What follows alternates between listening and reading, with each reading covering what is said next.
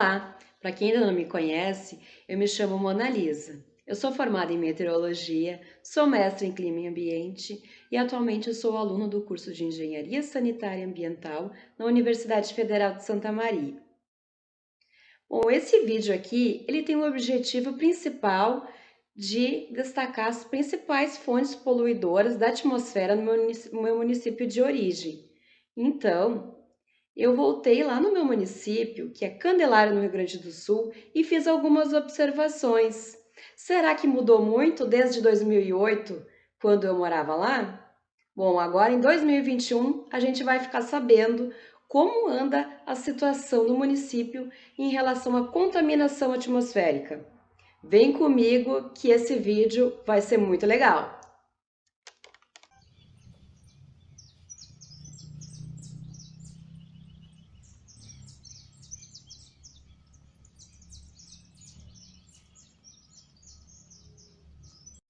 Candelária é um município brasileiro do estado do Rio Grande do Sul, situada a 180 quilômetros de distância da capital do estado, Porto Alegre. Possui 31.541 habitantes. O município encontra-se na bacia do Rio Pardo, do qual obtém água para o consumo urbano e também para as atividades agrícolas. O relevo varia de montanhoso no norte, contando também com chapadas, planícies retilíneas e coxilhas no sul, sendo uma área de transição do escudo rio-grandense. Ela é conhecida como a Terra dos Dinossauros, devido ao grande número de fósseis encontrados. Outro fato marcante é a forte presença de bicicletas na cidade, devido ao relevo favorável. Ao chegar no município, observa-se que a rodoviária está localizada no centro urbano e há muito tempo fala-se em mudá-la para a junta rodovia estadual. Por enquanto, nada saiu do papel e segue-se o tráfego de ônibus intermunicipais pelo centro da cidade, uma fonte importante de emissões móveis. A pavimentação das ruas centrais é de paralelepípedo. Na zona rural, as vias em grande parte não recebem pavimento, sendo uma fonte expressiva de material particulado, poeira que se acumula inclusive sobre os vegetais, dificultando a fotossíntese dessas plantas. Uma novidade é que a Câmara de Vereadores está tramitando a realização da cobertura asfáltica no acesso à linha Curitiba, no trecho de acesso a um dos principais pontos turísticos do município, o aqueduto. Essa obra visa impulsionar o turismo, já que deve minimizar os impactos da poeira e também da lama nesse trecho.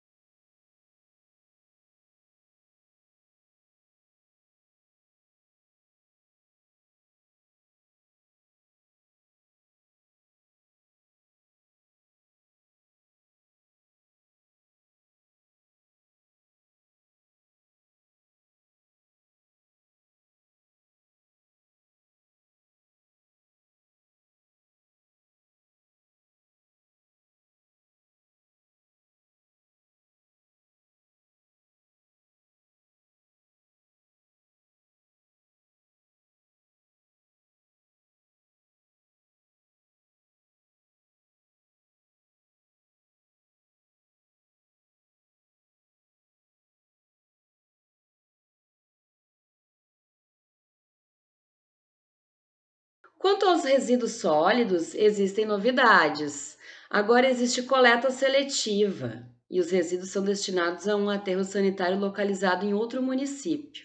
Ao andar pela cidade e também em pontos turísticos, percebe-se a presença de lixeiras em forma de dinossauros, sim, com a temática paleontológica. Boa sacada, né? Quem fez essa teve uma ótima ideia. Elas são produzidas por um artesão local e são muito atraentes, educativas, uma ideia muito legal. Essa lixeira ela minimiza a contaminação do ar, porque ela dificulta a saída de odores devido ao seu formato mais fechado. Existe uma forma de pesquisar sobre as emissões atmosféricas em seu município. Eu vou deixar aqui na descrição do vídeo o endereço do site que eu utilizei. É o Sistema de Estimativas de Emissões e Remoções de Gases de Efeito Estufa. SEG. Nessa plataforma é possível saber quanto cada município brasileiro emitiu e quais setores: energia, mudança de uso da terra e florestas, agropecuária, processos industriais e tratamento de resíduos. E dentro de cada setor, as emissões são detalhadas, cobrindo o período de 2000 a 2018. Mas, de forma geral, quanto maior o círculo, maior a emissão bruta do município, contabilizando todos os setores emissores. Já a cor representa o setor responsável pela maior parte das emissões no município em questão. Bom, essas emissões por estado, então, são emissões brutas e líquidas, ou seja, as emissões líquidas, existe nesse cálculo a remoção também, o quanto foi removido. Então, aqui existe a energia, agropecuária, resíduos, indústria, uso da terra. Bem interessante, né? Dependendo do estado, existem algumas mudanças aí. Então, existem esses principais gases. Então, principalmente gás carbônico, metano, óxido de nitrogênio e outra faixa que compõe outros gases. Então, vamos ver quais são as estatísticas referentes a esses três gases: o gás carbônico, o metano e o óxido nitroso. Bom, quanto ao gás carbônico, a gente pode ver que o município de Candelária, ele apresenta emissões que estão relacionadas à mudança do uso da terra e florestas. Então, principalmente a isso, também existe energia e agropecuária aparecendo como fonte emissora de CO2. Quanto ao metano, existe principalmente a atividade agropecuária relacionada à emissão do metano. Também aos resíduos, mas em menor parte a energia e os processos industriais. Eu olhei inclusive nos dados tabelados, eles não aparecem, mas isso não quer dizer que Candelária não possui indústria, ela possui sim. Não é muito industrializada, mas possui duas grandes indústrias, que eu já vou falar também. O óxido nitroso, ele é emitido principalmente pela agropecuária e uma fração menor dos outros setores. A cidade, ela conta com duas indústrias principais: fabricação de colchão, tem-se a produção de chapas de madeira prensada, fabricação de peças e estruturas de madeira aparelhada, fabricação de artigos com cortiça, fabricação de artigos diversos de madeira, produtos afins, fabricação de móveis e artigos de colchoaria. Os tipos de poluente que essa indústria emite estão relacionados a material particulado, gotículas de tinta, solvente, fumaças de equipamentos que queimam resíduos. Outra indústria ligada à fabricação de calçados. E os tipos de poluentes dessa indústria estão relacionados ao material particulado, por causa das fibras e fios, e também é emitido dos resíduos da produção: vapores orgânicos, névoas de tintuaria, descoroamento e lavagem de sulfeto de hidrogênio, gás carbônico, compostos de cromo, principalmente, eles são emitidos além de material particulado de dióxido de enxofre dos equipamentos de combustão. Na cidade de Candelária, as emissões dos gases de efeito estufa estão relacionadas à agropecuária principalmente. Então, quanto à criação de bovinos, existe a fermentação entérica, que é a liberação do metano devido ao processo digestivo dos herbívoros ruminantes, que também pode ser nos ovinos, nos caprinos. Então, pensa-se que seria a silvicultura uma alternativa? Bom, o consórcio de árvores com esses animais tem se mostrado uma excelente ideia, não é? Assim é o caminho da sustentabilidade: usar meios que geram menor impacto. Quanto à criação de aves e suínos, o dióxido de carbono, E metano e o óxido nitroso são considerados esses principais gases de efeito estufa. Eles são gerados na produção das aves. A presença de metano e óxido nitroso na atmosfera é menor que a do gás carbônico, mas a mensuração de fluxos de emissão é muito importante, devido ao potencial de promoção do efeito estufa, que é muitas vezes maior para o metano e o óxido nitroso em relação ao gás carbônico. A suinocultura também, ela emite metano, então para minimizar impactos, existe uma ideia de um adequado sistema de manejo das áreas de criação. Passando para a parte agrícola, né, que segue a fumicultura, além do manejo de solos, eu encontrei uma tese de doutorado do programa de pós-graduação em tecnologia ambiental. É um doutorado em qualidade do ar. Bem legal, né? Eu vou deixar o link aqui na descrição. Bom, as etapas referentes ao preparo do solo e à cura apresentam maior volume de emissões, devido ao uso de lenha como biomassa para as estufas de cura e ao uso de fertilizantes nitrogenados na etapa da lavoura. Ou seja, essa tese ela buscou verificar qual que eram as etapas, né, que mais emitiam gases. Então, a utilização de pesticidas, herbicidas, inseticidas, fungicidas. O resultado dessa utilização ele pode promover a contaminação não apenas do ar, também a água e o solo. Estudos realizados expõem que durante a etapa da aplicação do pesticida, a probabilidade de emissões do mesmo pode variar entre 20% a 30% do total aplicado.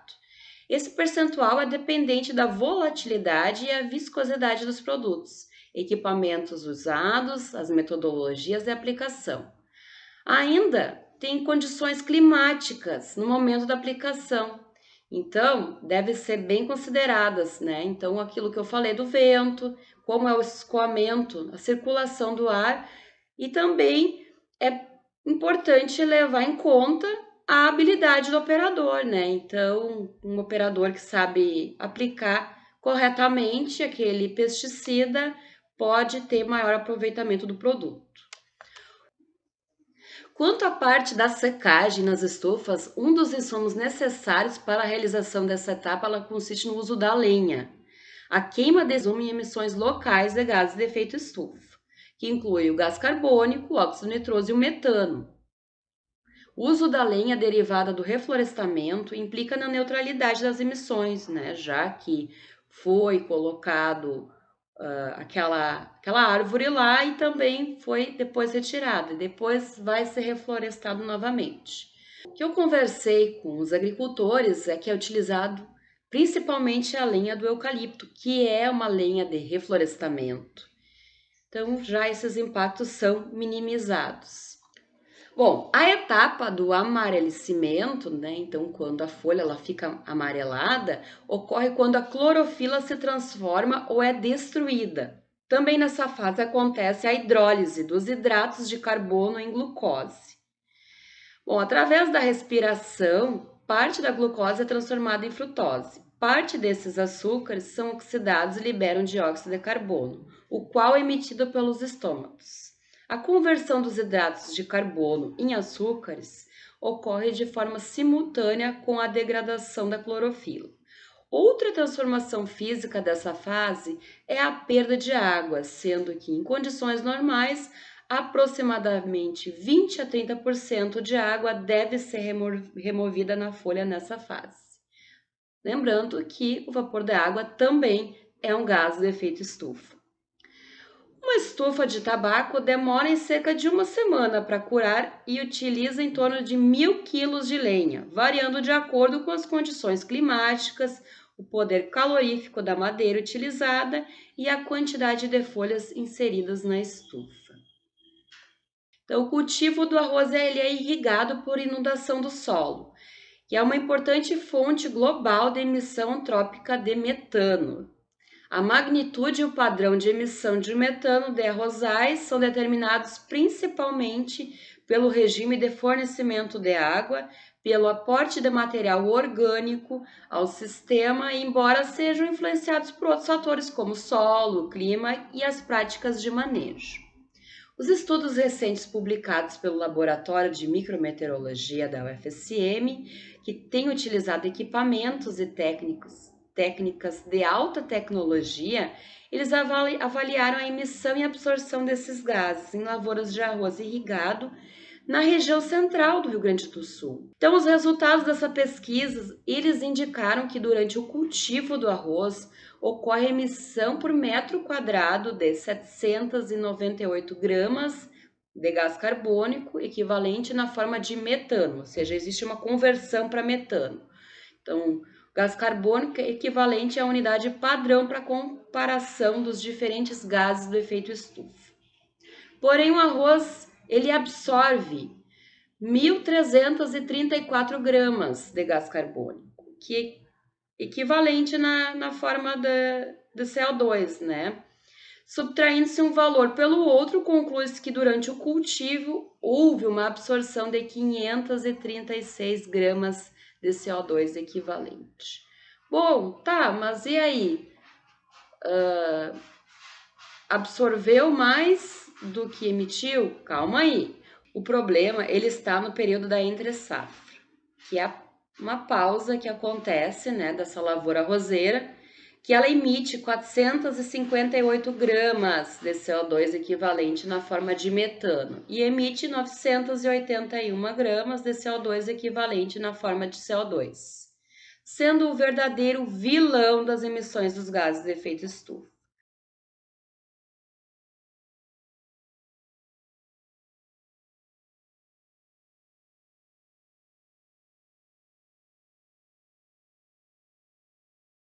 Então, lavoura e pecuária, entre outros manejos, pode reduzir as emissões desses gases na entre-safra, mas ainda não há dados suficientes para quantificar os benefícios. Por isso, mais pesquisas devem ser realizadas para essas informações serem comprovadas, levando a sustentabilidade para a produção do arroz, produção do alimento, que é tão importante para a humanidade. Bom, agora eu vou falar de um verdadeiro problema ambiental, em vários sentidos, mas apenas vou falar da poluição do ar. É os cemitérios, eles mesmos.